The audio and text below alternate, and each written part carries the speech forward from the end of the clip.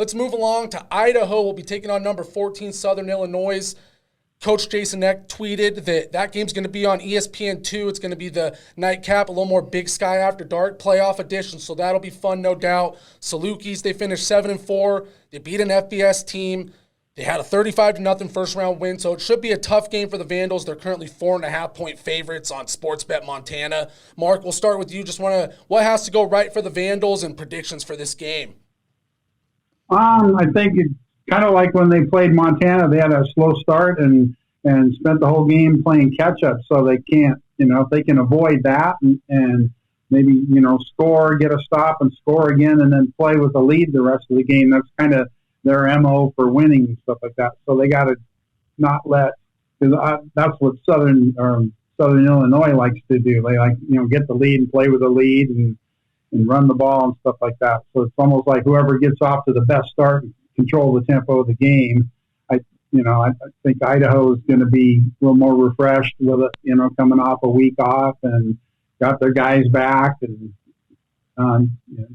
they should win this one. Yeah, no, I'm leaning that way too. It'll be at the Kibbe Dome, so that doesn't hurt. How about you, Fritz? Yeah, I think Idaho's going to get off to a fast start. Get a healthy Giovanni McCoy back, ready to go.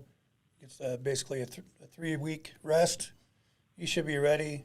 Explosive offense. I don't think the Salukis, as good a program as they have had very good luck against Big Sky teams, especially on the road. So I'll go Vandals. Yeah, no, I'm leaning that way, like I said. How about you, Ian?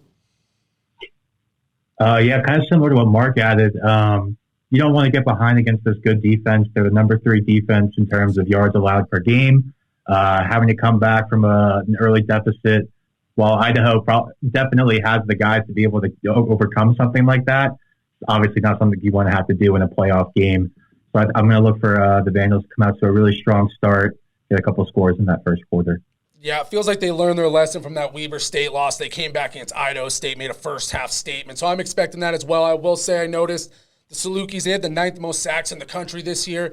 McCoy got hit a lot this year when they played the Grizzlies. That could be something to watch. If they are getting pressure on him, you got to keep him upright. I'd say that's a major key. But that being said, I do have the Vandals winning this one by a touchdown. It's in the Kibbe Dome.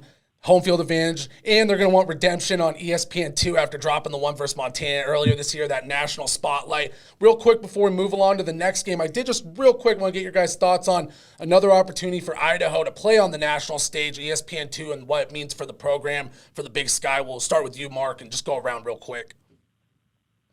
Yeah, it's like Coach X said in his presser this week. It's basically a 3-hour infomercial for University of Idaho and stuff. It's 3 hours you can't buy, and it's kind of funny that in the old days when the Big Sky was on TV, it was a great, the passing league where people threw all the time, and now most of these teams that are still left in the playoffs, they can pass it, but they basically, they're running, basically do their thing on the ground, and then they throw it too.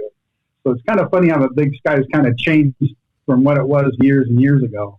Right, all the zone read option style of football nowadays, all the RPO, it all starts with the run game, it feels like. How about you, Fritz? Just the opportunity for Vandals to grab the spotlight again and the Big Sky to get some recognition. Yeah, I think that kind of stuff helps recruiting. When you show up on TV and you've got a pretty cool little stadium, the Kibbe Dome, cool uniforms, good squad.